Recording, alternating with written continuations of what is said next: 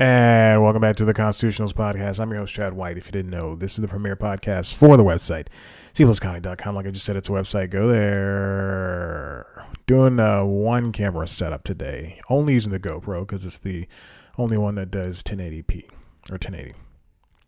You know, I'm looking at the monitor, the TV I use for a monitor, and it does not look 1080. The fisheye isn't that pronounced. That's pretty good, but it doesn't look 1080. It says 1080 30. Whatever. Anyway, this is the premiere. This is the podcast. This is the show. Constitutionals. If this is your first time listening, God help you. Episode 136 of this stupid show. I've been having a good personal life, but. You know, it's times like these. News time is late. The Constitutionals is late. I even put last week's episode was just posted, but I even celebrated or whatever, put it on the thing. And I just think, you know, why do I do this? Why am I even sitting here? Why have I done this for 136 weeks? Why straight? Why have I? That's how, what? 50 plus 50 is, 52 plus 52 is 104 plus, another 52 is going to be 3 years. Insane. News time is at 200 and something. Actually, I don't even know how many episodes news time is at. Should I talk into the microphone? As if I don't even know. This is the 136th episode of this show.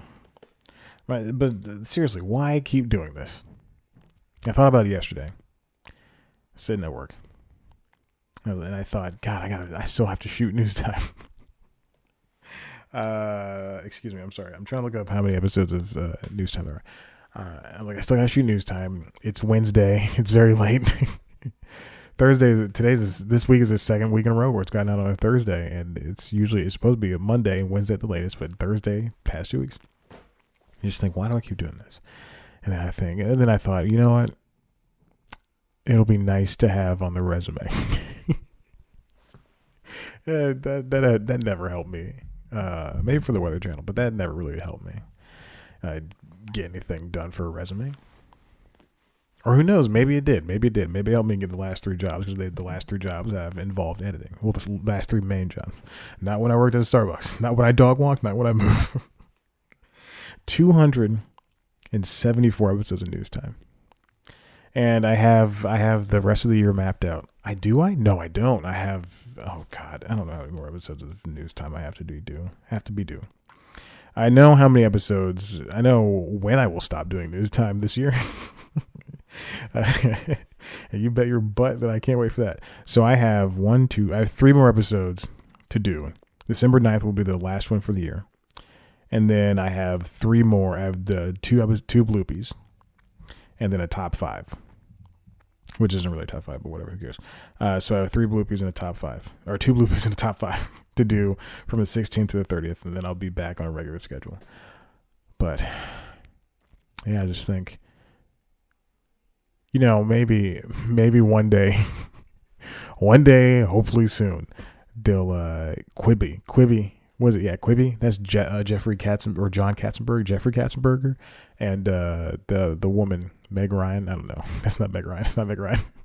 I feel bad. Quibi is a new streaming service that's built mainly for phones. Well, let's just look it up. Let's just do it because I've already looked at Wikipedia several times in the past couple of weeks. It stands for Quick Bites. It's supposed to be quote unquote premium content. Jeffrey Katzenberg and Meg Whitman, who's going to be the CEO. And they started this in 2018. They said, we're going to make a streaming service, and it's going to be the best. You can watch it on your phone. It's meant to be a complimentary one rather than something that's supposed to take on Netflix and Hulu and Amazon. So they started back in 2018. And it's going to launch in April 2020. And they already have, the company plans to spend $1.1 billion on commissioning original content for the first year, totaling 7,000 short form episodes. So it's going to be, episodes of these shows ranging from 3 minutes to maybe 15 minutes. And you're supposed to watch it on your phone. If they want to make any money, it'll be on Roku and Apple TV and Amazon Fire Stick. Definitely not Chromecast because That just doesn't happen all the time. No, it'll be on Chromecast hopefully. But they've got a show from Chrissy Teigen, Idris Elba, Zac Efron, I believe, Ron Funches, Steven Spielberg, Justin Timberlake. they truly pulled out, like, it's insane. And if you look at the people who give money, what are they called? Investors. You'll notice that these are investors that have their own streaming services. So it means it's going to be a compliment. It's going to be like famous people YouTube. Walt Disney Company, NBC Universal, Sony Pictures, Warner Media, Liberty Group, Alibaba Group.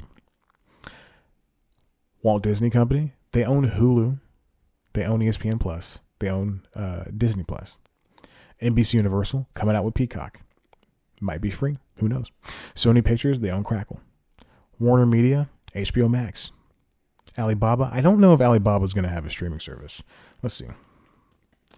Yep, they do have a streaming service. Alibaba it has a live streaming service, so it's television. Alibaba to launch video streaming service, CBS News. Alibaba streaming video subscription service rolls out in Jesus, that was in 2015. Oh my gosh. It's in China. So Alibaba's even got a streaming service. Everybody's got a streaming service. Wow. Anyway, Quibi is going to be... Evan Spiegel's got one. Frat Boy Genius will be a drama about Snapchat and its founder, Evan Spiegel. Wow. Quibi's going to be something. I want to see how they play around with these, with a different format. I better not touch this microphone because it did eject itself from Adobe. It's going to be... I want to see what happens with this Quibi service. I'm all for it. Yeah, if it's free, I'm all for it. But it's going to be targeted at younger viewers for premium content delivered in quick bites for viewing on the go. Steven Spielberg's show is on there. I don't know. We'll see. We'll see how that goes. What else happened today? I have to take days off for work because I'm crazy. No, I have to take days off for work because I have to use up my hours. And so today was my first day off. Next week I've got like 2 days off or something like that. I'm not working a full week until, mid-January. Early January, excuse me. So today I woke up, went to the gym, of course, obviously. Same schedule, 4 a.m., 4:30, excuse me. I went to the gym, I did some volunteer work, and then I came back here. There is a God blessing mosquito flying around in here. I'm not going to touch that. Also, I have nothing to kill it with. But I'm going to be looking at that for the rest of the episode. But then I saw FORD V FERRARI. FORD V FERRARI, directed by James Mangold, who did Logan and a few other movies that I forgot, but I was surprised that he did those movies. It's about the Ford Motor Company going head-to-head against Ferrari in a couple of 24-hour races. And it stars Matt Damon, Christian Bale, John Bernthal, a lot of white people. Josh Lucas. Those are all the people I know. A lot of people I didn't know either, too, as well. But yeah, it was great. It was wonderful. It was like, that is a movie. That's an Oscar movie. And it got me thinking. I was watching this and I was enjoying myself and I was loving everything. But I was watching it and I thought, man, I do not want to see this movie again. And I don't want to see it outside of this fall season. Like, if I saw this in March of next year, I'd be pissed. And like, it'd be on HBO and I'd be getting up, I'd be getting off the couch and walking around doing laundry and stuff. Like that, I would give this movie so much disrespect. But because I paid to watch this movie, I got a deal, $3 for a ticket. This is from Adam Tickets. I used Chase Pay. They gave me $7 off. It was amazing. But because I paid for this ticket, and I sat there and I watched it for 2.5 hours. Boy, oh boy. It was written by Jez Butterworth, John Henry Butterworth, and Jason Keller.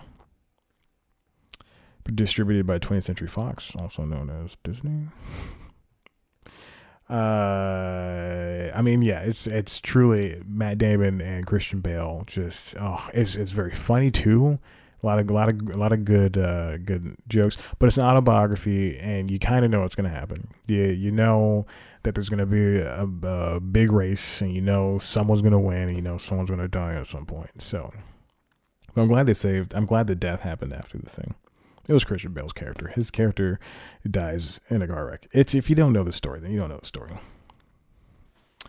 So go see it. I don't want to talk about it anymore because you kind of know. All right. I don't even have the Constitutional's Google Doc up. I thought I did, but I clicked on News Time for some reason. Ooh. It's going to be easy not cutting this video. It's just going to be me throwing the video into Premiere. Syncing up the audio. You know, although last week I did have an issue exporting News Time. And it was exporting a white screen. And I thought, oh my God, the graphics card on this laptop is dying. Which I would not doubt because this laptop is, 4 years old, and it's been used for mostly editing and porn the past 4 years. I'm joking. Watch the video. You'll see me shake my head no. Let's get on with the first topic. This comes from Variety. LatinX TV shows thrive. I added this a couple of days ago, and I didn't want to copy the title directly. Manuel Betancourt. From One Day at a Time to Party of Five, Latinx TV shows see a boost from existing IP. I swear on my life. Listen, I turn off pop-up ads for the things I read most often, just so I can give them some of that money. If you have pop-up ads, you're a piece of crap. Don't do it. Just put ads on the sidebars, all that stuff. All right. As Latinx community remains wildly underrepresented in the media, making up only 8% of series regular and recurring roles in scripted television, according to GLAAD's Where We Are on TV report for 2018-2019. One way the statistic is being boosted is by producers working with known IP. As One Day at a Time co-creator Gloria Calderon-Kellett puts it, quote, "There's so many shows out there that you need a little something extra to make people check you out. Whether that be a movie star or an already existing IP that you're going to put another spin on." So as you know, One Day at a Time, about a Cubano family, living in Los Angeles, the new one, living in Los Angeles, and they're just trying to get by, and it's a very lovely show. I would argue it is one of my favorite sitcoms of all time. It's a very true statement. What is it? Like Friends, Seinfeld, Fresh Prince, that. If we're saying multicam, let's say one of my favorite multicams. I'll put up with sitcoms, but there's a lot of single cameras that just knock it out of the park. But here we go. We have shows like Charmed. We got Roswell, New Mexico. Party of Five. ABC's Revenge reboot. These shows all the shows that are named are all reboots. However, they do put people of color, and in this case, Latinos, into, I'm not going to say Latinx because that's stupid. I was going to say the F word. It's stupid. This show's a very clean show, but it's stupid. And Magnum PI, all of those shows put people of Latin heritage in the main, in the focus of the camera, which is exactly what we should be aiming for. When they casted Jay Hernandez in Magnum PI, they're just looking for a guy to be the new Magnum PI. They're not looking for someone who has a Tom Selleck mustache or who can be as just like Tom Selleck was back in the 80s or 70s. When does Magnum PI come out? When does Magnum PI come out? Probably Fridays on CBS. Right after MacGyver. That might be true. When CW was doing Charmed, they didn't say, okay, let's get 3 white women to play the witches again. No, they got 3 women of color. I think 2 of them are women of color. No, centers on a trio of witchy Latina sisters. Well then, I've never seen. I know Roswell, New Mexico, but I've never seen either iteration of the show. Party of Five, like it's astounding to me how we live in an age where you say there's no representation, and you start putting representation on there, and then we're not heralding these people. We gotta celebrate what we have. Power on Stars is one of the most popular dramas in cable, and it's a show following black people. And then we have Magnum PI is a network drama procedural that's still going on. I mean, it's just amazing that we have this. So celebrate the Latin heritage, celebrate the people in the shows, and put more of them in there. Too bad Fresh Off the Boat got canceled, because now we don't have any Asian starring shows. What, Lucy Liu's Why Women Kill is on CBS All Access, so there's that. I don't know, but we're slowly but surely trying to get to parody, and that's what we want. I put on pants for this show. I want to let you know, since I had to shoot on the GoPro, the cage that I have for the GoPro, when it is on the little tiny pedestals I put on the where you can stick a GoPro wherever you want, and it's got little clips and stuff. It does not have it has a cutout for the charging port, but not a cutout for the HDMI port. Why they're different, I don't know. It's 2013 reasoning. But so now the GoPro is a Hero 3 is sitting on top of my tripod. And it's taped to the tripod and tilted at an angle that might work. I mean, it's staying still. Hopefully this is all going to be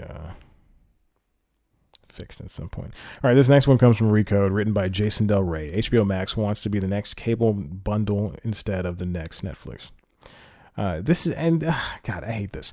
Every streaming service that comes out for the rest of time is going to be the Netflix. Or going to be competing with Netflix, or it's going to be trying to be the Netflix of something. Xbox Game Pass is referred to the Netflix of gaming, which subscription models have existed since forever. Magazines, CDs, records, vinyl records. It's anyway. It's stupid how we have to associate everything, like as if that's the only way we're gonna learn something. Is the Netflix of something? This podcast is the Netflix of podcasts, like Luminary or Stitcher Premium when that came, or Howl when that came out. They're calling the Netflix of podcasts. Anyway, HBO Max is coming up soon from AT&T. And it's going to replace HBO Now, but not HBO Go for some reason. And it's going to be $15, which is a lot more than. Let's not look at Netflix's base $8 subscription model, because no one uses that. And I would like to meet a person who has the $8, $9, whatever. I think it's $8. The $8 subscription, because you're wasting your money to watch one stream of SD video. Just go up to the $12 one, or is it $13? I think it's $12. Just go up to the $12 one. It's $4 extra. And if you can't afford that, then stop using Netflix. That's what I do periodically. Sometimes, hey, I let Netflix lapse, and I haven't had Amazon in 4 months. I haven't had Amazon in 4 months. I just can't throw out another $13 a month. I don't need it. What am I going to watch? The Boys? I do want to watch The Boys. I've only seen the first episode. No, I watched the second episode too. So I do want to watch The Boys and Unsane and a bunch of other things. But that's not the point. That's not the point. But HBO Max, it's not bringing just a bunch of originals. It's not bringing just reruns of Friends and The Office. No, Seinfeld. Seinfeld's going to HBO Max. It's not just bringing those. No, Seinfeld's going to Netflix. Friends is going to HBO Max. And The Office is going to Peacock. So it's not just bringing those Friends episodes. It's not bringing olds. It's not bringing just news. It's going to bring originals, new shows, old shows, originals and new shows, old shows. All the stuff you need. It's going to be at Cartoon Network, I believe. HBO stuff, Cartoon Network, DC stuff. It's just going to be everything. Imagine how Disney Plus is the Disney bundle, HBO, and Hulu, ESPN Plus, and Disney Plus. You get all of those three for $13 a month. This is what HBO Max is going to offer, the same thing essentially, but it's just going to be all under one umbrella.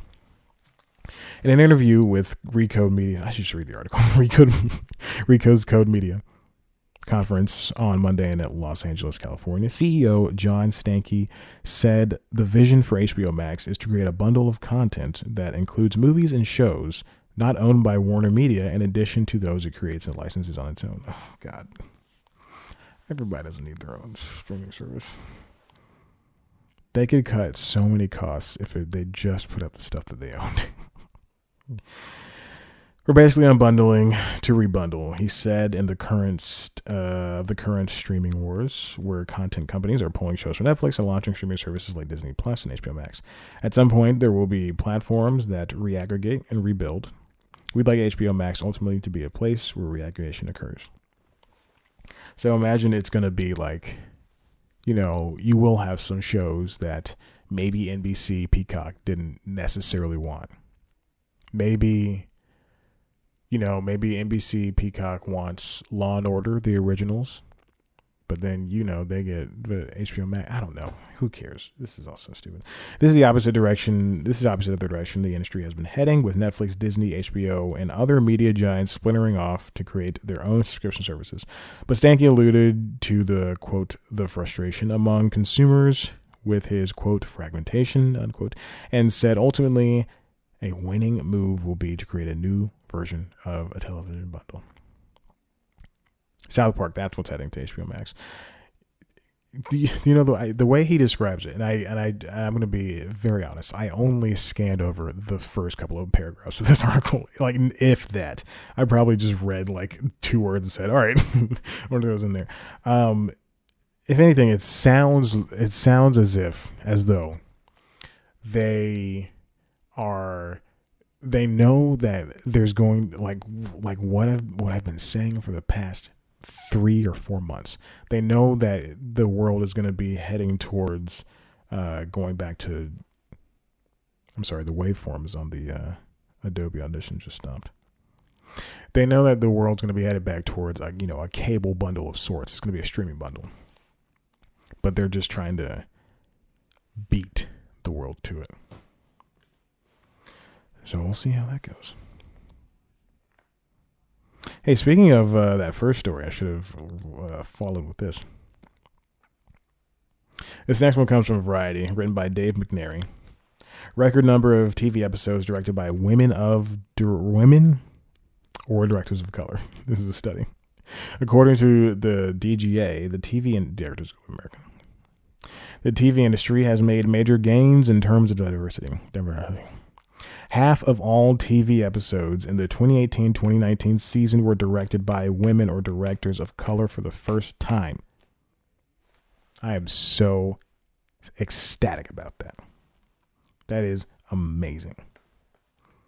That's what we should be talking about. That's what we should be celebrating. Latinx people are getting roles or creating shows and getting roles. Women and people of color, are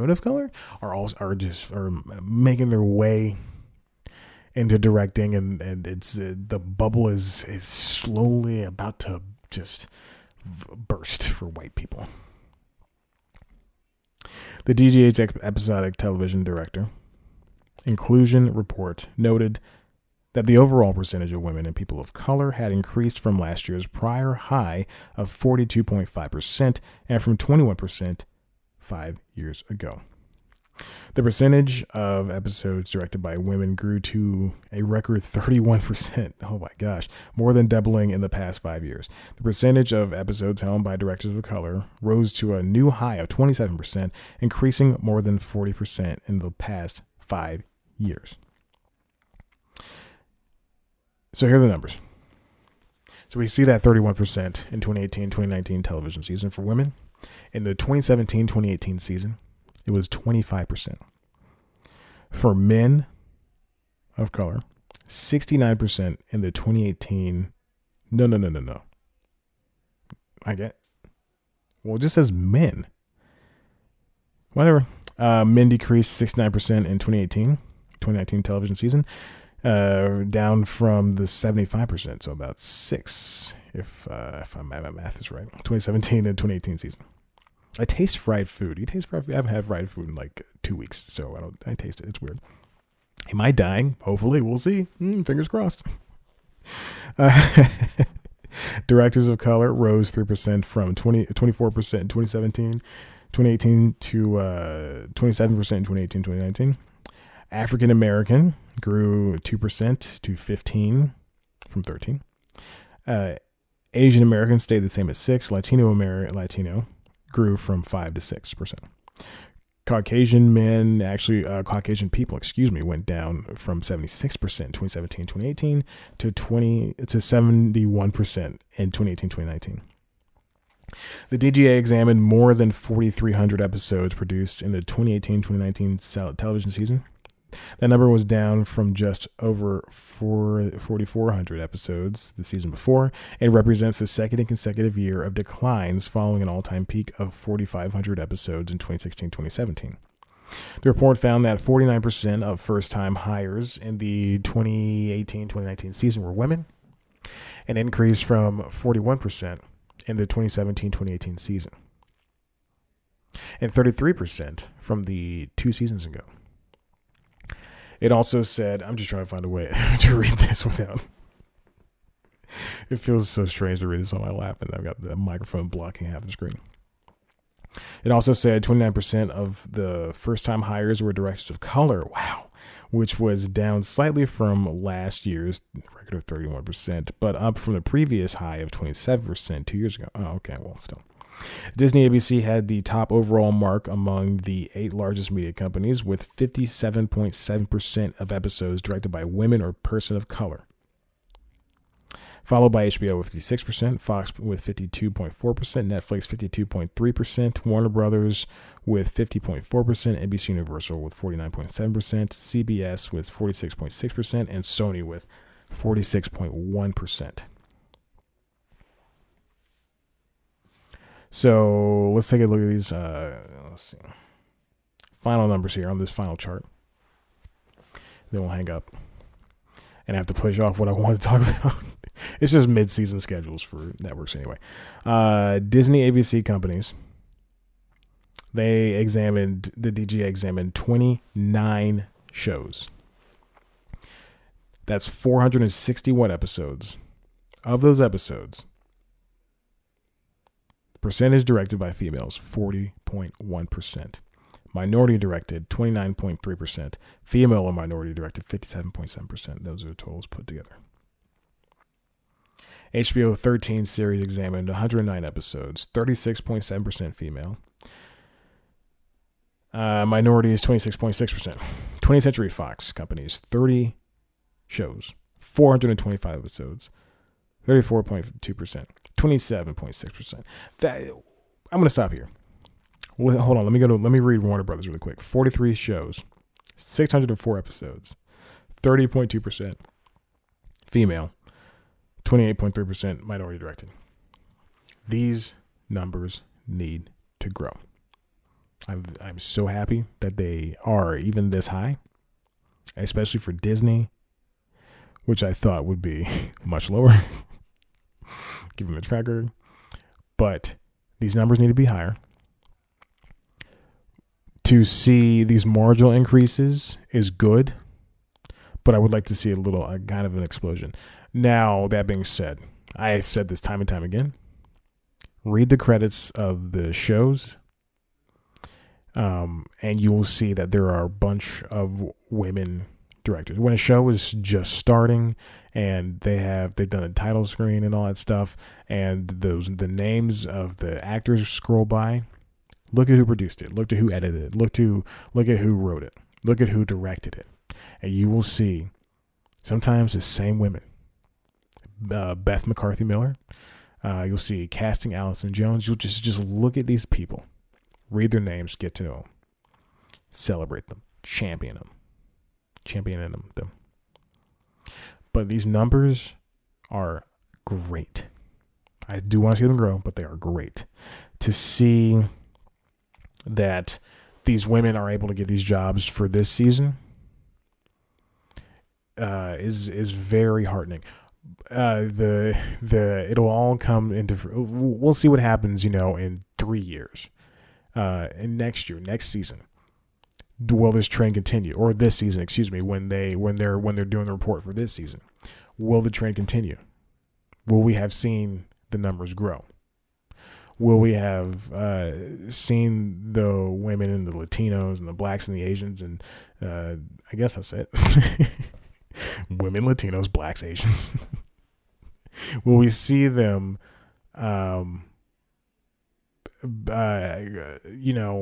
become a force? I don't know. The report also contained a cautionary note that the DGA's long-term analyses have repeatedly shown that most first-time directors don't move on to develop directing careers. There's that book. I was going to blow it away. How did it get in? It's probably there was shoddy construction in here. Yeah, I mean, that's what I'm talking about. The first-time directors. This is kind of like, most of the time, and I hate to admit it, but most of the time when somebody gets a first time writing gig or a first time directing gig or a first time acting gig, it's that they're I would say a minority hire. I was going to say affirmative action, but that's not really a thing anymore. A minority hire. I'm looking for this book. There it is. They're minority hire. Which we shouldn't do anymore. I don't think anyone does. But television still does it. But they're and movies still do it too. But they're minority hire. If you look at the guy from Captain Phillips, I think his name is Bakr. God, I should just write Captain Phillips. I wonder how Captain Phillips is doing. Is he alive? If they make a movie, hear me out. Tom Hanks, dual role. Just like Eddie Murphy in Nutty Professor Meets the Clumps. Meet the Clumps. Tom Hanks as Sully. Tom Hanks, Captain Phillips. They meet. Wouldn't that be great? I don't know what the story would be, but like maybe Captain Phillips is carrying Sully's plane on the back of his freight train, his freight boat. And some Somali pirates try to take the plane because it's like expensive. It's got like they're flying jewels or something like that. And then they and then one of the action scenes is don't steal it from me, Hollywood. Sully is flying a plane, and they try to keep pirates off of Captain Phil's boat, and they're talking to each other on the radio. And it's like, you're gonna come get me, like you're a toy, I think that'd be a real fun thing to watch. Captain Phillips and Sully. Captain Phillips x Sully. What is the guy's name? Who are we looking for? Barkhad Abdi. He was very, very close to being, a one-hit wonder with this movie.